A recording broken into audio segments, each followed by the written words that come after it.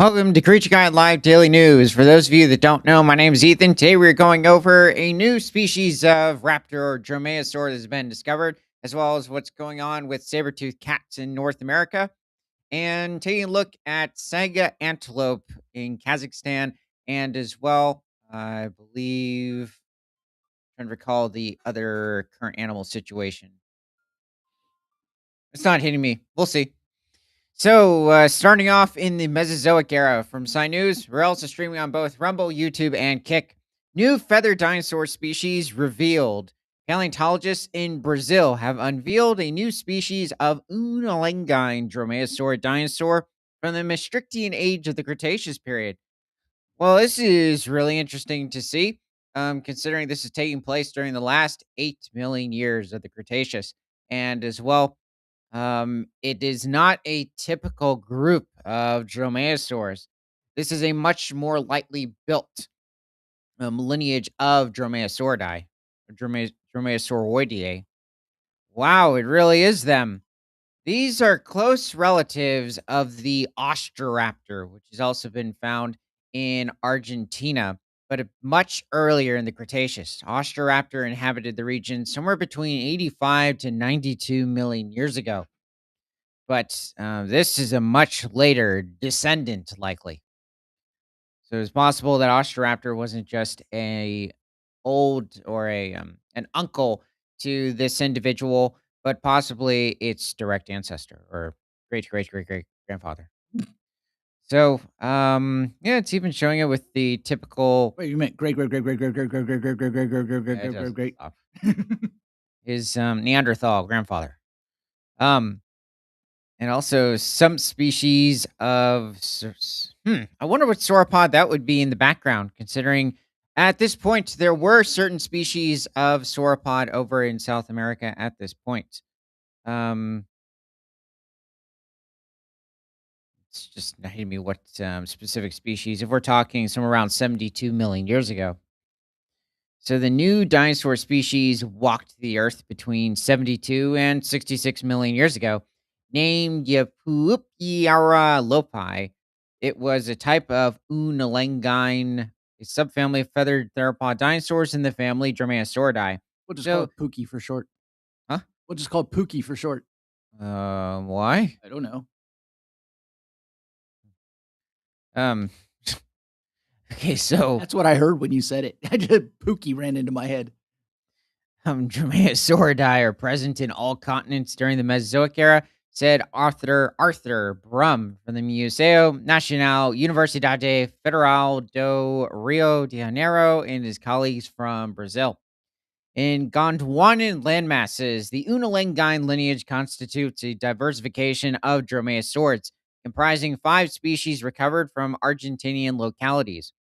So these are a very distinctive branch from the Dromaeosaurus more people are familiar with, like Velociraptor, Deinonychus, Utahraptor. They're their own branch of Dromaeosaurids. The Unalengines also evolved much later into the Cretaceous compared to the other Dromaeosaurs, evolving over 140 million years ago, whereas the Unalengans evolved somewhere between 90 to 95 million years ago. So these dromaeosaurids are diagnosed by numerous teeth which lack denticles and both carinae, which have longitudinal grooves on the crown. Among all unalengines, only 2 species, Butroraptor gonzalezorum and Ostroraptor cabezai, have cranial elements, including maxillary and dentary teeth, which limits the study of dental traits in the group. Okay, so let's bring up another species. Let's bring up another species of animal. Um, let's go with a rhinoceratops. Or I mean, sorry, Anchiceratops. Anciceratops.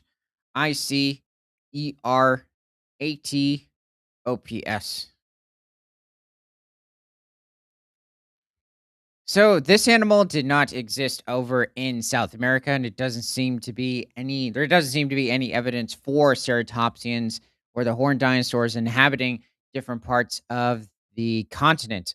But they were thriving over in North America as well as Asia, certain parts of northern Africa, as well as even Eastern Europe during the late Cretaceous. And at this point, there are a wide variety of different species of Chasmosaur and not Pachyrhinosaur, Centrosaur ceratopsians living in North America. Now, Anchiceratops is from the Horseshoe Canyon Formation of Alberta, Canada, and this animal inhabited the area slightly earlier than this specific species of dromaeosaur that they discovered, though it did coexist with smaller species such as Dromaeosaurus. So, Anchiceratops is a member of the Chasmosaur lineage of ceratopsians, and it was a medium sized species, reaching about 20 feet in length or 6 meters and probably weighing 1.5 tons.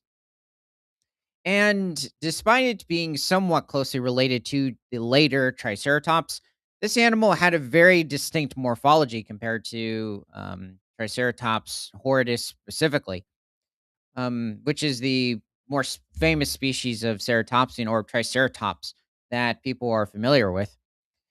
Anchiceratops in this specific illustration, I think it's really good. A little dromaeosaur in the background. I don't think it's a troodontid. It could be a little dromaeosaurus. Um, it's giving it a very long frill compared to its body size, which I think it still looks good. It's just that Anchiceratops has a bit of a shorter frill compared to certain other species like Pentaceratops, which did inhabit different areas of southern Canada as well as the northern United States, like areas of Montana, North Dakota, Idaho. You know why people give them a stretched out neck? Oh yeah, these pictures from though I think this That's one a was a sketch. bit. Yeah, this was a bit. Could be, I don't know, I'm guessing maybe it could be 90s or 80s, but something about it looks like it could be, quite recent. This is a very long neck for a Incaceratops. It also has it on its hind legs. I don't mind the poor oh, yeah, Albertosaurus. Yeah, he's done. You can see his horns going through the other side of him. Um, it's definitely a very freaky Incaceratops. Likely this animal, it's possible for it to have reared up on its hind legs to occasionally reach for taller branches of conifer or ginkgo trees, maybe taller shrubs or bushes. But this is a bit odd. Most likely the animal was basically quadrupedal, somewhat stocky, not to the same extent of its centrosaur, distant relative centrosaurs. But this animal was over in Alberta around 75 million years ago and likely coexisted with other species like different species of Pentaceratops as well, probably even Styracosaurus, as well as a wide range of different species of hadrosaurs or ductile dinosaurs like the Lambeosaurs. This guy looks like he came out of a cartoon. Yeah, they give him very long horns in this instance. Though I would say the horns might be a bit long, but an extra layer of keratin would add to length. But the overall frill in general, I think is pretty good when it comes to the structure. It could be slightly longer, but the others seemed a bit more of like the Pentaceratops. What is it? Um, I guess, yeah, let's go back to the article. So, focusing on this mysterious new species of Unulangine dromaeosaur, which was likely feeding on just simply different species of fish and not really going after any different species of dinosaurs. This would be the same case for the larger species of Unulangine dromaeosaurs as well. So, the specimen of hmm, maybe the Y is silent. Papyara lopi was recovered at Pyroplis, a rural district of Uberaba municipality in the Brazilian state of Minas Gerais. Our study presents the first evidence of unilangines in the Maastrichtian Morelia Formation, Bauru Group, Brazil, and the second confirmed evidence of this clade in Brazil, as well as the first cranial remains referred to the Bauru Group in the country. The specimen they examined consists of a partial upper jawbone with associated teeth and a portion of a lower jaw. Well, it's good to see that we have part of the skull. That's really good to hear. And also some preserved teeth. So we can get quite a bit about Uh, Quite a bit of info of the morphology of the teeth themselves. Priapyara lopi provides new information on the evolution of Gondwana and Dromaeosaurids. So it's when it's referring to Gondwana, it's referring to the different species of theropod dinosaurs, or in this case, Dromaeosaurs. You can include the other lineages of dinosaurs as well, from South America, Africa, Antarctica, and Australia.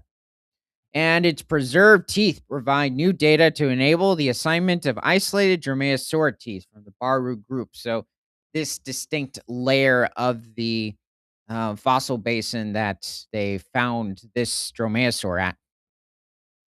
Okay, so this was really good to see. Let's head forward in time to another part of the world from CBC.ca. Canada's first saber-toothed cat fossil found in Medicine Hat. So, aside from Smilodon, local Ice Age predators included lions and scimitar cats. So, it's probably referring to Homotherium when it's referring to scimitar cats. Yeah, this is a really good representation of possibly a Homotherium, but it has a very long chin. I was thinking it looked like a bear or a ground sloth. You could say the Homotherium saber-toothed cats didn't have much longer limbs compared to their body size than the um, probably what would it be? I guess it's almost like a short-faced bear when it comes to the leg length to an extent. But this is definitely not a Smilodon in this situation. Smilodon has a very short. It's known as the chinless saber-tooth, and as well very short hind limbs compared to its body size. So the back legs on this individual are far too tall to be a Smilodon. So it could be a Homotherium, but Homotherium also has quite a shorter chin compared to the rest of its body. There were different members of the Nimravid lineage of macrodontid saber-toothed cats that existed back in the Pliocene epoch, around 6 to 7 million years ago. And they had very long bottom jaws, very similar to Diego, the saber-toothed cat in Ice Age, which is where they got the idea from, not Smilodon itself. But yeah, this individual, it could be a Homotherium. Well, it's saying Smilodon fatalis on the bottom. That is not a Smilodon. Good picture.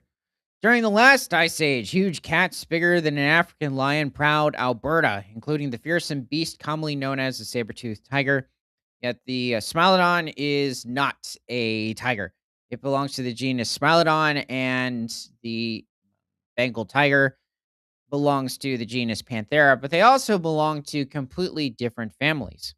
Uh, Somebody just asked, what is the animal we're looking at? It's a bit of a mystery even to myself at the moment.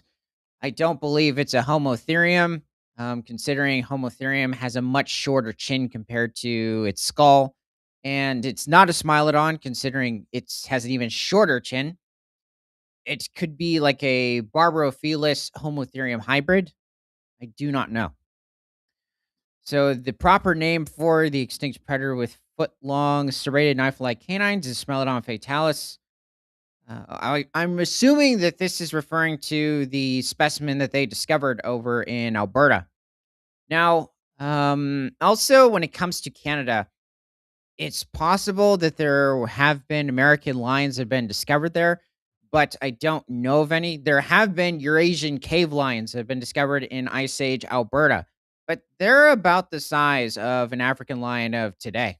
However, they didn't on their due to analysis of their neck morphology, the Eurasian cave lion does not seem to have the ability to create a mane like today's African and Asiatic lions, except Asiatic lions are a subspecies of African lion. The same thing would go for the American lion, too.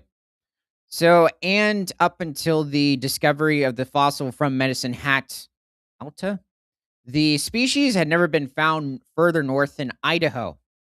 Yeah, I would say that Smilodon specimens in Idaho are not too common either.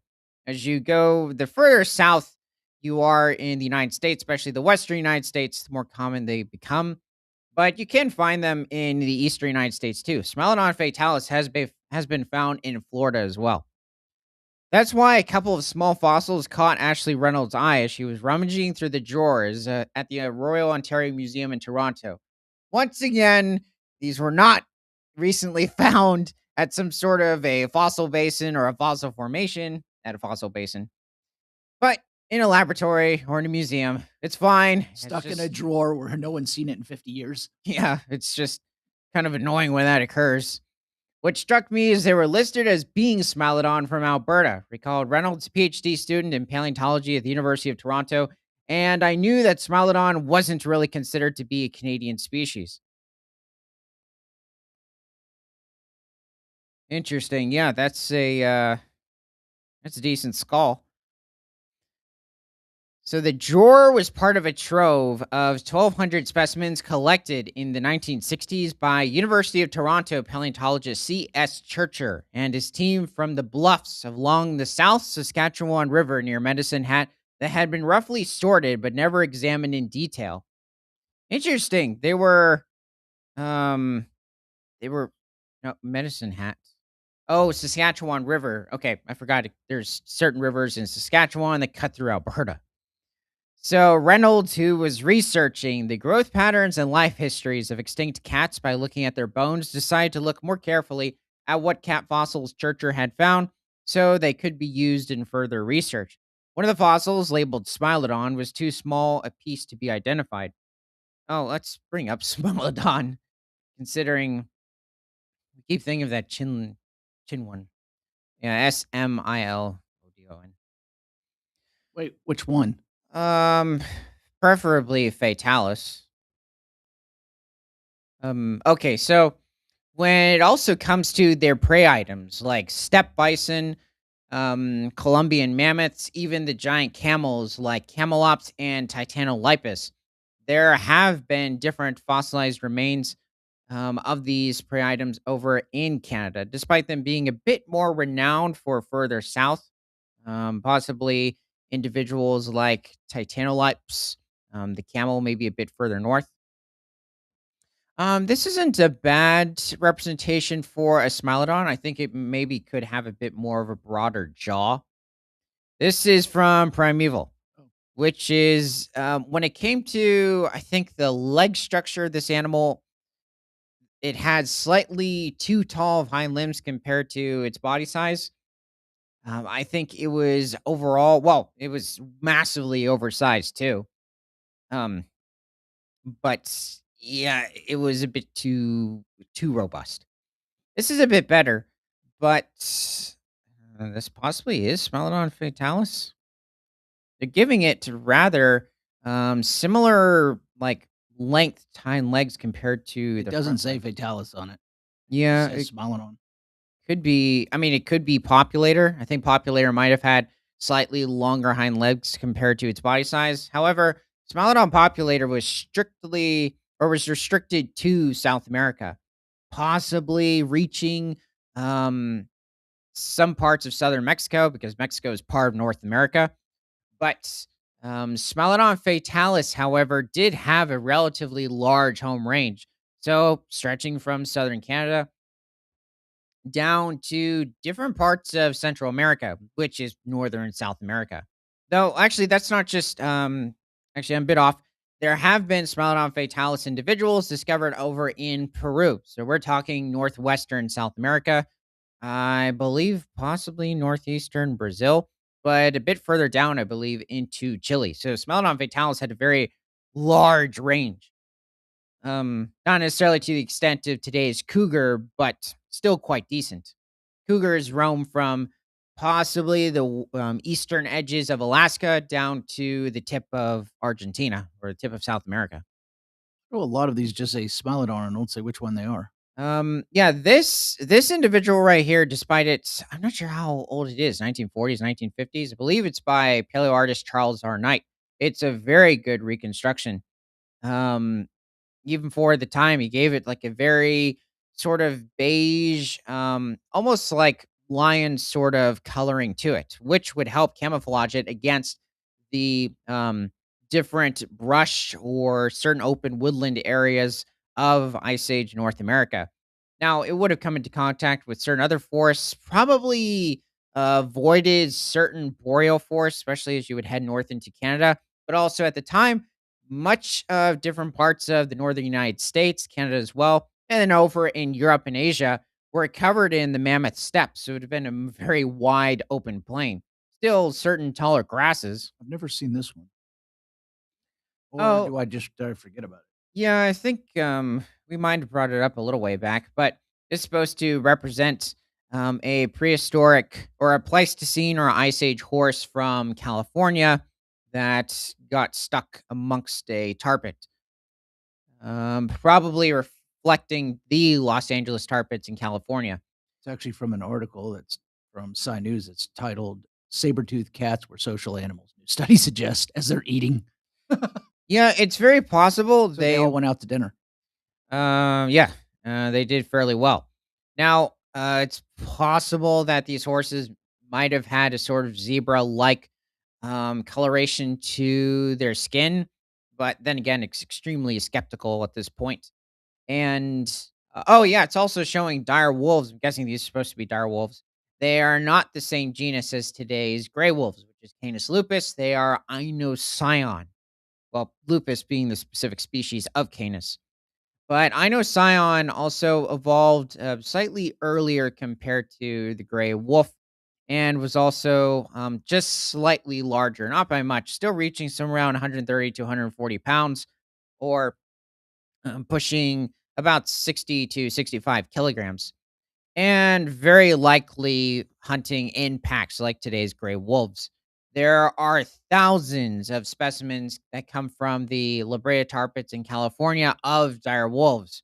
Just several um, walls of just simply dire wolf skulls. That's how successful of an animal it was back in California.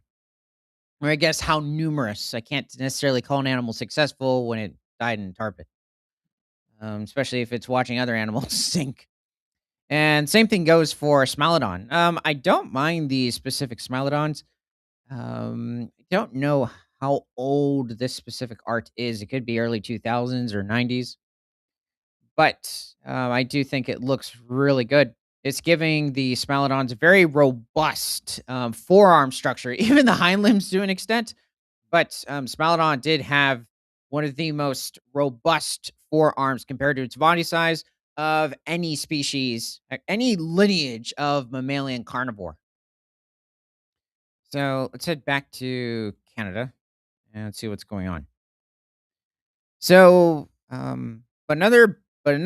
bone from the ancient cat's right front paw was identical. Two other Smilodon bones from the punctuation's off. Other Smilodon bones from the same part of the body was positively identified as Canada's first Smilodon. Reynolds and colleagues published their findings Friday in the Canadian Journal of Earth Sciences. The study was funded by the Natural Sciences and Engineering Research Council of Canada. Here's a skeleton likely of a Smilodon. Yeah, it's pretty decent. Yeah, as you can see, the forearm, especially with the immense shoulder blade, is, quite larger or longer than the hind limb. So, Smilodon could probably reach somewhere around 25 to 30 miles per hour tops, probably pushing around 55 kilometers per hour, but that would be its upper limit, and it would also be in a relatively short burst. This animal's not meant for high-speed pursuit or for, the long distance either. Probably wasn't really a fan of trotting. So, its main thing was grappling the animal and suffocating it. Well, severing its windpipe and the major arteries on the neck with its canines. But it these animals definitely love to wrestle. Now the question is, So they were considering, cats, basically. um, well, they, I guess the term's not necessarily just wrestle because wrestling, you could say, is a bit more of like a bear thing. It's not that Smilodon necessarily wouldn't, but it really probably loved to hang on to its prey items and grapple it to the ground, which is much different from what bears do. Um, It's more of a cat thing. So Smilodons or saber-toothed cats are an extinct group of big cats with huge canines flattened and serrated like knife blades. They are members of the macrodontid lineage of cats, whereas animals like tigers, lions, they're members of Felidae. So they're literally like holding steak knives in your mouth. Their flattened shape made them fragile and prone to breaking.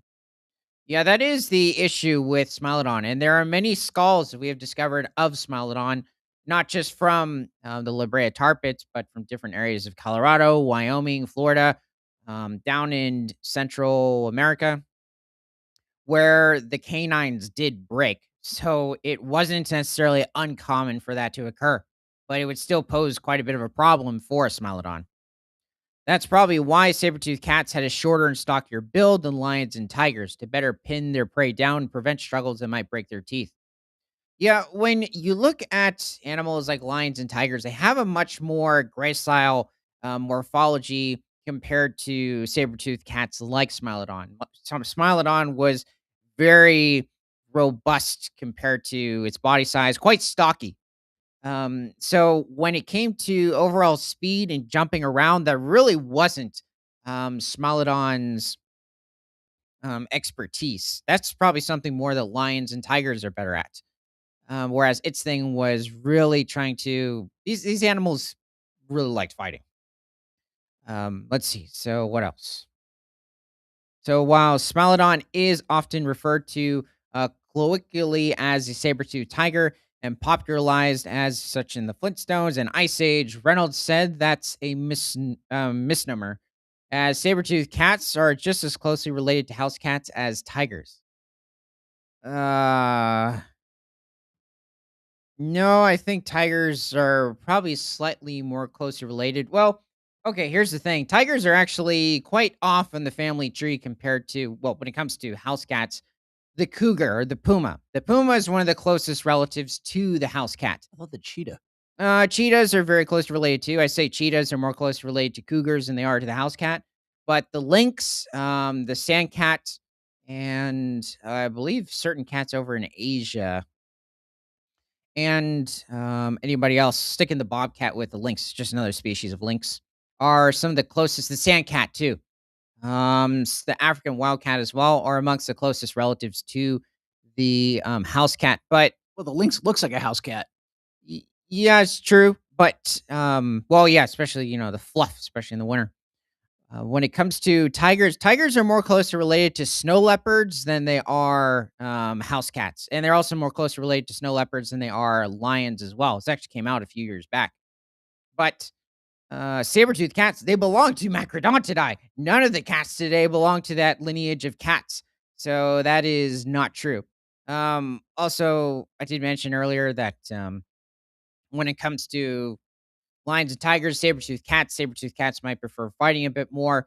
When you look at cats today, especially the larger species like lions and tigers, lions tend to be more supportive or pro of fighting each other compared to tigers. Tigers like to make it very quick. If anything, they're just slapping each other to an extent, whereas lions really like trying to rip each other apart to an extent.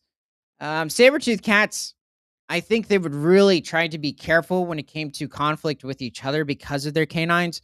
Whereas when it came to their prey items, they have a specific way of taking down these larger animals, especially like bison, certain species of horses, camels, and maybe young mammoths and mastodons, and ground sloths as well.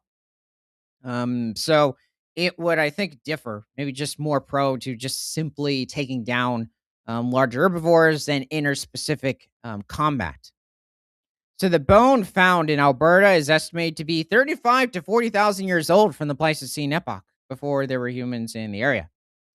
Um that's relatively young. I mean, that is in the last 25 to 30,000 years of the ice age. So that is very interesting. I was expecting it to be much older. Quite surprising. Who else?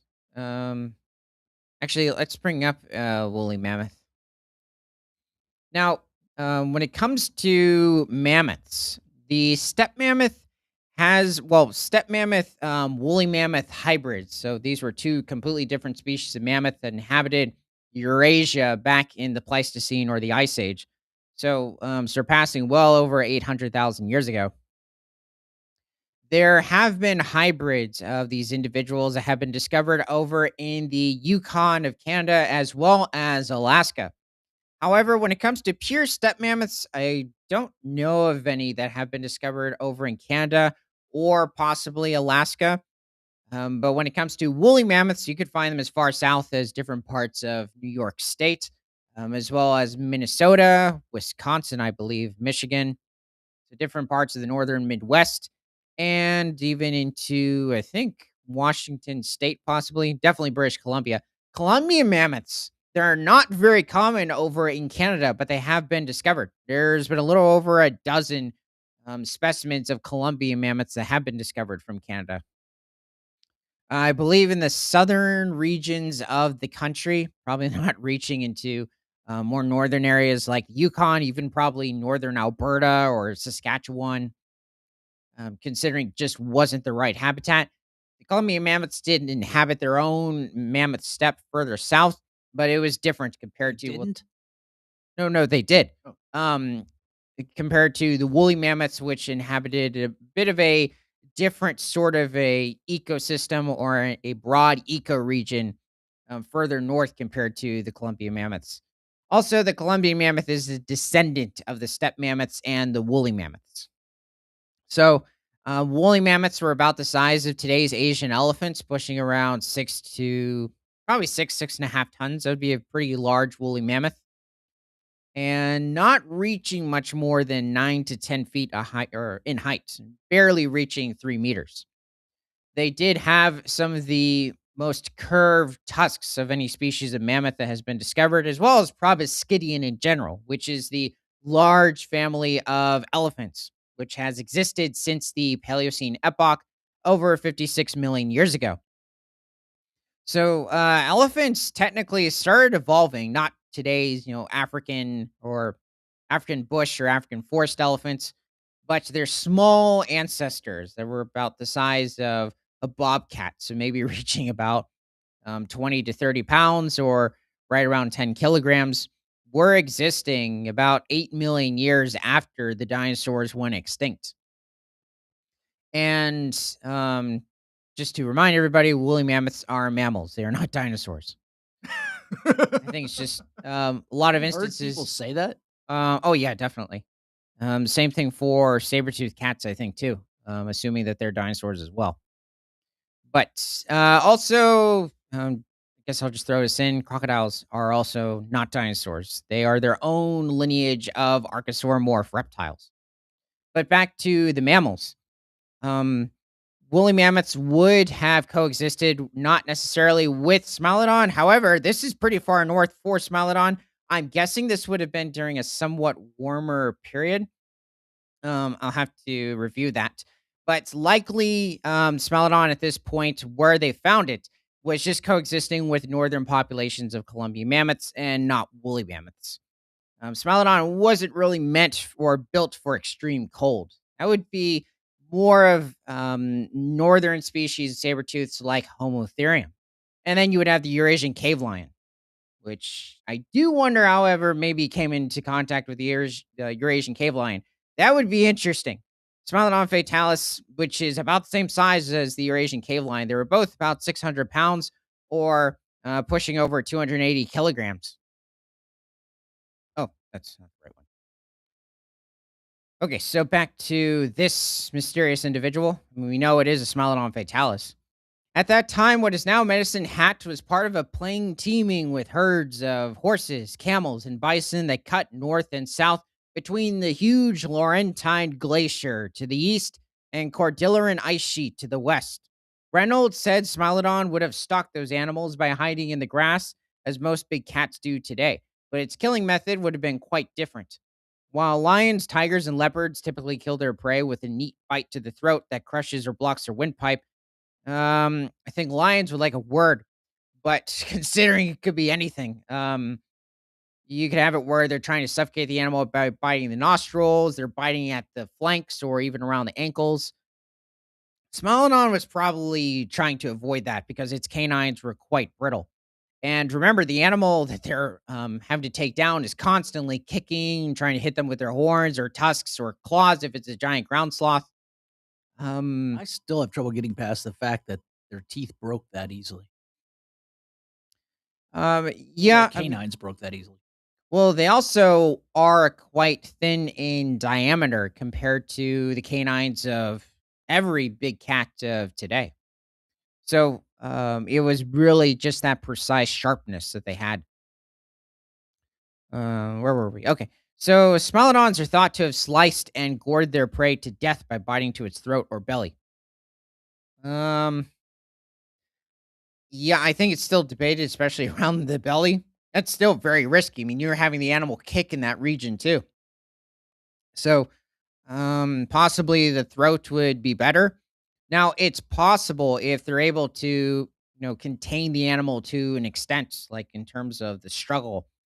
Maybe biting certain areas of like maybe the side of the animal would have been less risky, but it's still a big debate as to how this attack would have occurred. And essentially, what this causes is extreme hemorrhaging, a very rapid loss of blood, and then eventual death. Oh, okay, so I guess it's supposed to be a Smilodon model. Belgian animal sculptor Emuel Henson's Castells works on a replica of a Smilodon. That's not bad. Definitely giving him a darker complexion. But local herds had more than just Smilodon to fear. Among the bones found with it were also the fossil of an American lion, and one that appears to be a cave lion, although that one was too fragmentary for researchers to positively identify.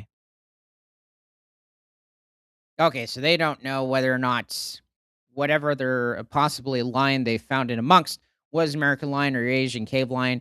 Smilodon did coexist with American cave lions in many parts of Western and Central United States, as well as possibly even Mexico. But cave lions, that would be very interesting. Despite being smaller than the American lions were somewhere around, they could reach over 1,000 pounds, pushing over 480 kilograms. Which would smash a Yeah, watermelon. Smell would have a problem. I mean, he could still, get around and possibly take him out, but it would be really hard, especially since it doesn't have a mane to deal with. So that would get in the way of a lot of carnivores. If it turns out to be a cave lion, it would be the furthest south that species has ever been found. Both those lion species are bigger than African lions. In fact, yeah, the American lion was the largest cat in North America at the time. American lions had previously been found as far north as Edmonton. Whoa. Okay. Actually, I did not know that. That's actually quite interesting. That is somewhere around central Alberta to an extent, still in like the lower plains. But that's still quite interesting. And scimitar-toothed cats, so like Homotherium, which are similar in size to African lions, have also previously been found in the area. Reynolds also identified a lynx or bobcat among the fossils, similar to the smaller cats that still roam the area today. In fact, very few large predators remain in North America. She noted. Um, talking about today during the last ice age.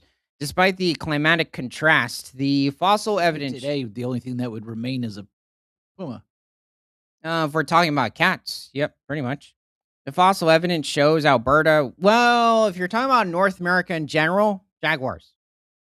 But yeah, still not reaching really over 310 pounds or a little over 150 kilograms. Oh, wait, there's jaguars in North America? Well, there's about 5 to 6,000 over in Mexico, and then a handful that cross the Texas, Arizona, and New Mexico border. So let's see. So Larissa DeSantis, a Vanderbilt University paleontologist. Vanderbilt. Oh, Vander,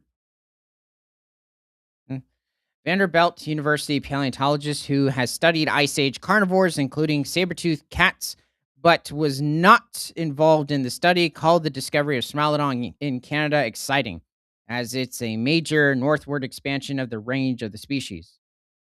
While it wouldn't be unexpected that saber-toothed cats could live in that part of Canada, it's hard finding specimens that are there that can be definitively identified, she added, especially since carnivores are generally rarer than herbivores. Well, they're definitely not rare than La Brea tar pits. There are thousands of them, but pretty much everywhere else that tends to be the case. Okay, well, this was fascinating to see. Guess let's head forward in time. We're in the Pleistocene or the Ice Age. Okay, so from the current day, from ArabNews.com, Kazakhstan says 350 rare antelopes killed by lightning. Well. I'm guessing this is over in northern Kazakhstan, considering that is where the Saiga antelope roam. There are hundreds of, I might be mistaking it for a certain part of Russia, but tens of thousands of them over in Kazakhstan. So, discovery came during calving season for the Saiga, which is known for its distinctive bulbous nose. So, Almaty, Kazakhstan said Friday that around 350 critically endangered Saiga antelopes had been killed, probably by lightning, after villagers found their bodies in steppe land in the west of the country.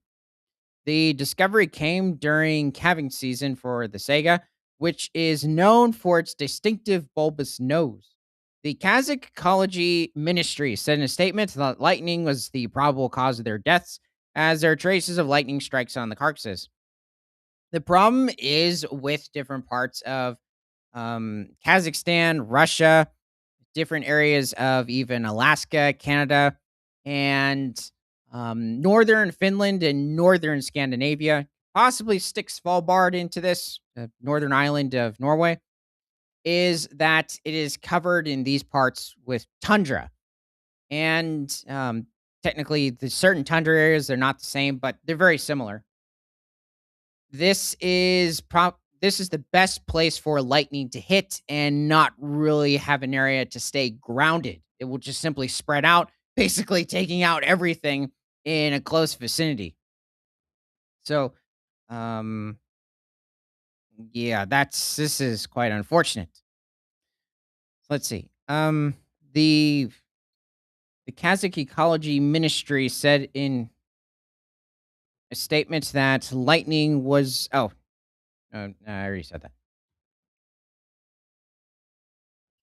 So, the International Union for Conservation of Nature, whose red list is a scientific reference for threatened wildlife, lists the saiga as among 5 critically endangered antelope species, with a population of around 124,000 adults. Kazakhstan is home to the vast majority of the animals, with Russia's Kalmykia region and Mongolia hosting much smaller populations.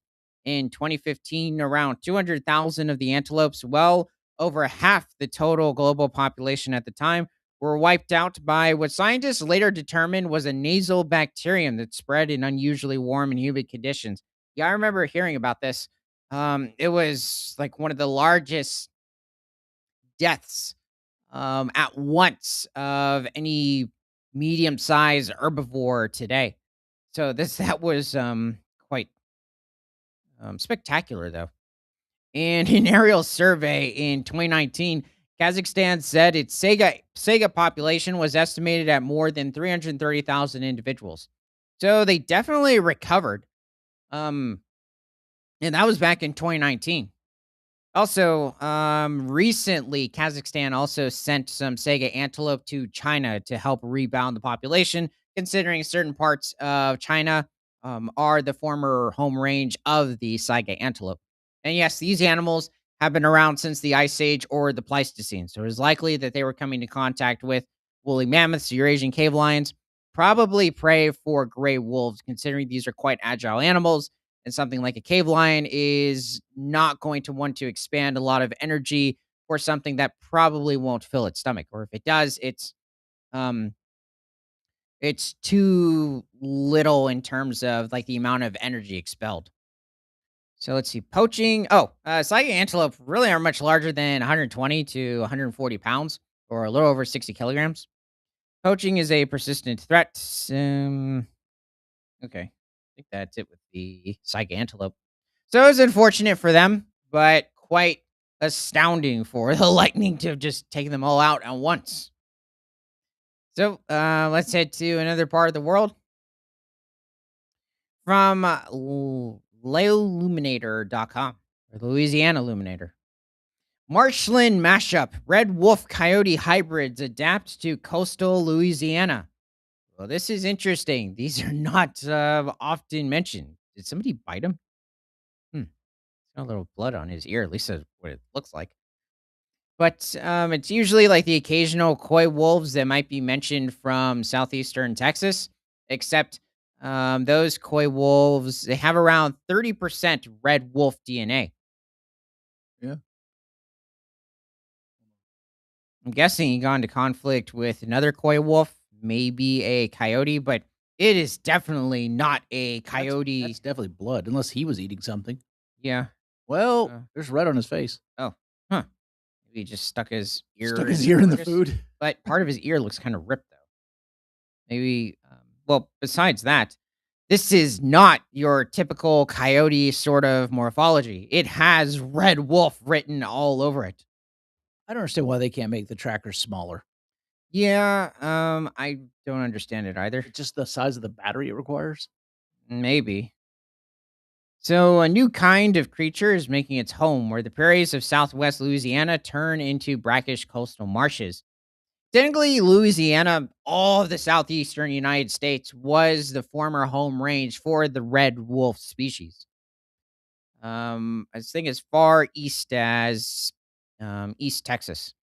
So it's a coyote, kind of, with bigger ears and longer legs that have adapted to live among the tall wetland grasses in Cameron Parish. It's its own, the red wolf is its own distinct lineage or a species of canis. It's not a coyote. It dwarfs the coyote.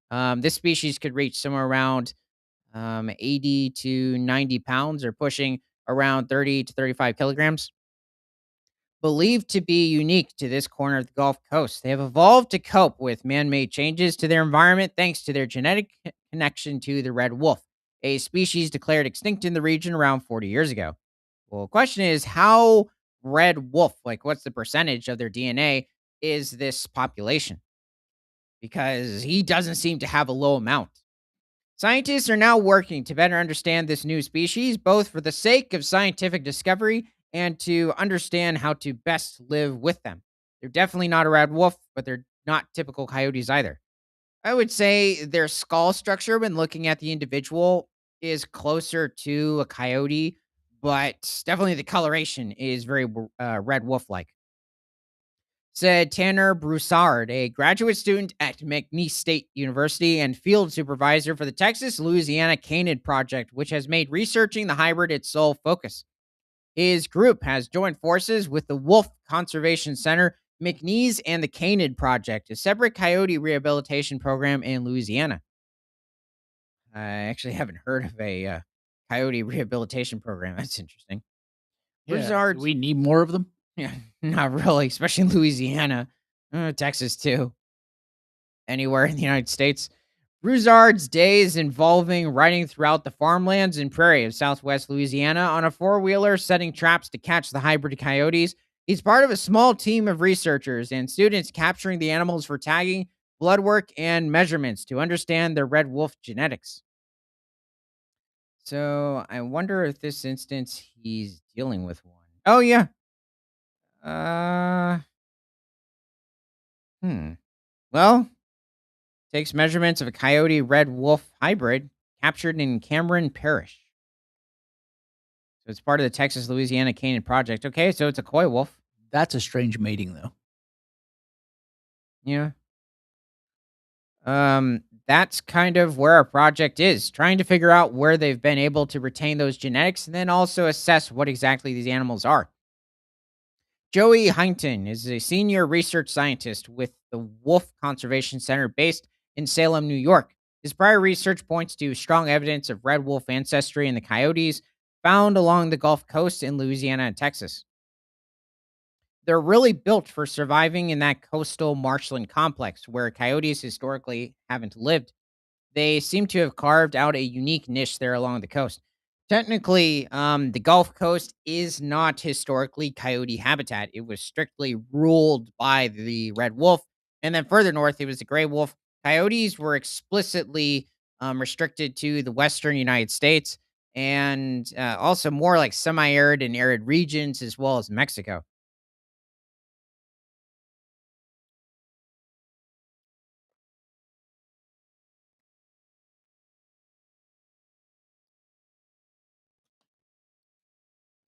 So, hunting and development led to the disappearance of the red wolf from the southeastern United States in the 19th century.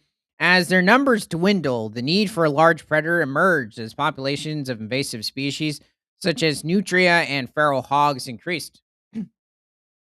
This readily available food supply led coyotes to expand to areas they hadn't previously occupied. Yeah, they're not, I mean, they will. Tends to be more of piglets, but coyotes tend to really hunt more after deer, livestock, and pets. Not really boars or feral hogs and nutria. As the two species paths crossed, red wolves began to breed with coyotes. Decades later, their offspring retain a surprisingly high level of red wolf DNA. Broussard said, and it's this genetic blend that helped the hybrid thrive in the coastal marsh. I think it's more of helping the coyote in general. And coyotes are pretty adaptable too, but it was kind of the gray wolf and the red wolf keeping them from moving east. So Broussard said its progression is similar to the sea wolves of British Columbia, a subspecies of gray wolves that have adapted to a coastal environment with special features like webbed feet to make them better swimmers. Yeah, that is the amazing thing about the gray wolves. I don't know. Maybe we could actually let's look up the sea wolves, British Columbia sea wolves. British.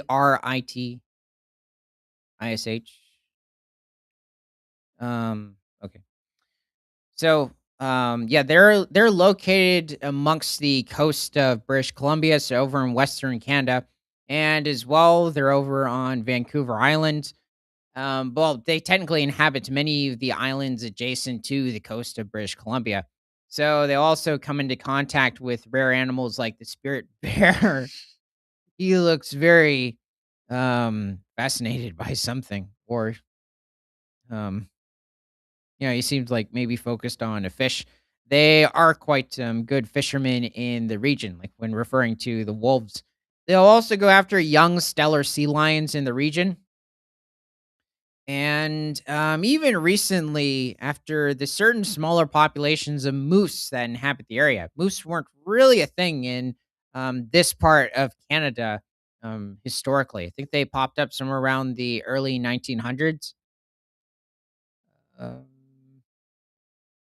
that might be a sea wolf. I can't really tell. Oh yeah, these are definitely a couple along the coast. They look hungry. Yeah, I believe they also form somewhat smaller packs compared to certain wolf populations further east in Canada, especially British Columbia. But they're explicitly um, piscivores or feeding on fish, and as well smaller sea lions, maybe even scavenging on certain whale carcasses, like maybe even certain cetaceans like orcas or humpback whales. Oh, he got a sea otter. Is that a sea otter? That's what I was thinking. Yeah, Or is that a bunny? that is a Is huge what is bunny. that? No. Yeah, I think it's an otter. I was guessing a raccoon for a second, but raccoons really aren't in this part of Canada. Yeah, not that I know of, unless there's like a certain invasive population. Yep, there's sea otters. Here, here's another Oh, one. whoa, wow! This group has definitely been feeding on them. Yep. Also, when it comes to this subpopulation or subspecies of gray wolf, they have a bit of a skinnier sort of morphology to their overall structure. Now, they do somewhat gain a bit of weight throughout the year, and also due to the loss of their fur, it can make them look a bit more scrawny. But I would say it is a bit more so than certain populations further inland.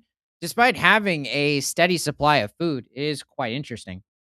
Possibly, some ecological or I guess, um, just hunting benefit to having this type of a morphology, but it is quite graphic.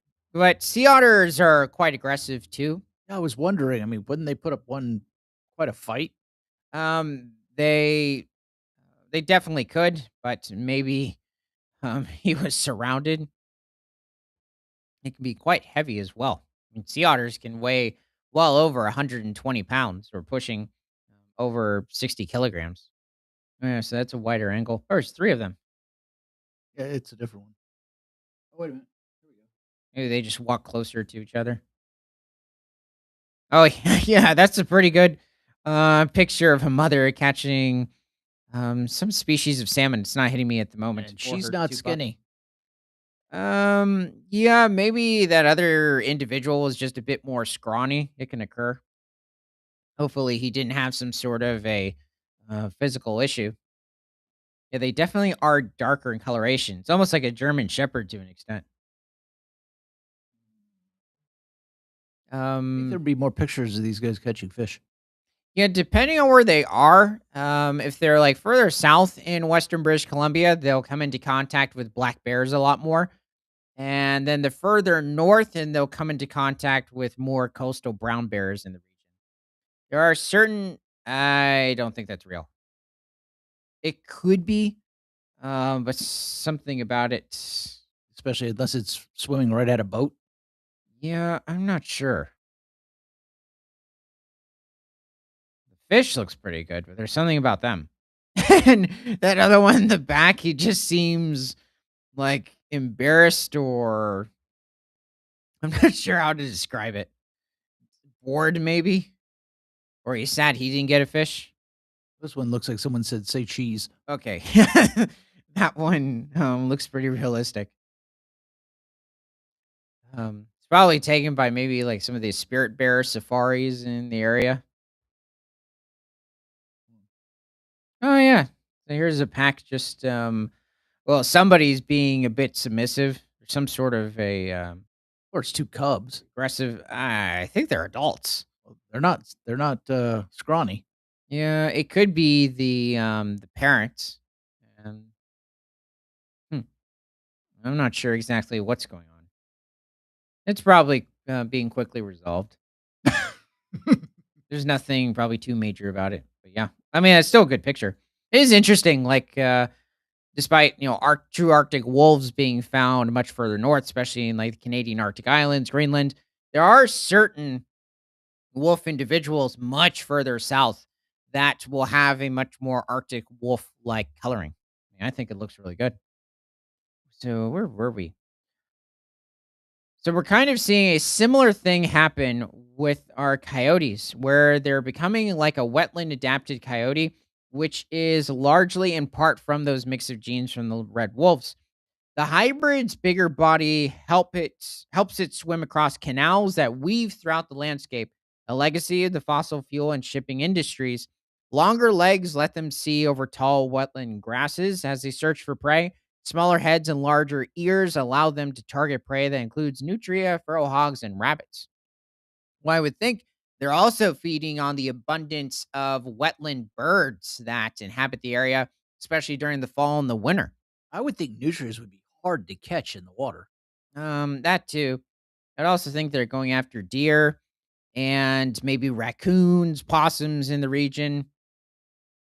I wouldn't say there's a lot of livestock over here. Um, I'm guessing they're going to be mostly focusing on these other animals and maybe even fish to an extent. Researchers say it's the very nature of Louisiana that helps these wolf coyote hybrids thrive. Huntington and Broussard are exploring the theory that the animals are doing so well in southwest Louisiana because of its concentration of wildlife refuges along the coast, along with I-10, Interstate 10, acting as a man made boundary to the north. Areas that have the higher red wolf ancestry in their animals are typically areas that there's a lot less people around, so they're not getting shot as much or hit by cars. I don't think I've ever seen it written where it says interstate and then 10. Yeah, I have occasionally. Um, let's see. Where so this is somewhat south of New Orleans if it's referring to these different marshes and wetlands within southern Louisiana. Hey, there's a coy wolf. He's after something, or he was just released. Coyote red wolf hybrid runs back into the Cameron Parish marsh after being tagged and analyzed by researchers. Probably that one from the picture that was being analyzed.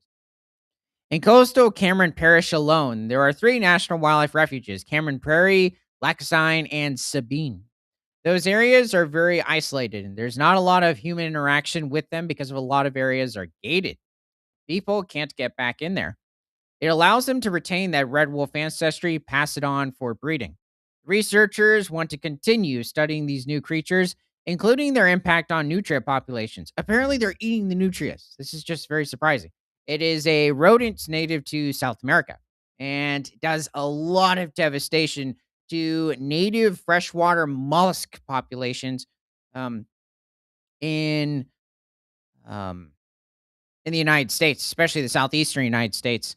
There might have been certain instances where nutrients even got into the western United States as well, so different parts of New Mexico, Arizona, Utah.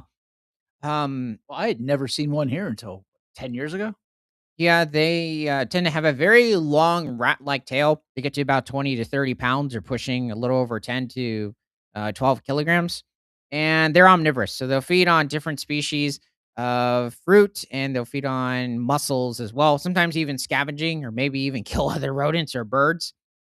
Um, But the problem is mussels do a lot of filtration for different water resources. And the problem is the nutrients will just wipe them out if the mussels don't really have somewhere. I guess not necessarily. No, hiding doesn't really help because they'll dig them out too. And really just something to take out the nutrients. So they feed on certain types of small mammals when referring to the koi wolves. Keep those numbers in check. They consume wild fruit and become dispersers of certain plant species that could be beneficial. So the wolves over in British Columbia will also feed on kelp to an extent, or seaweed basically, but they'll also feed on fruit.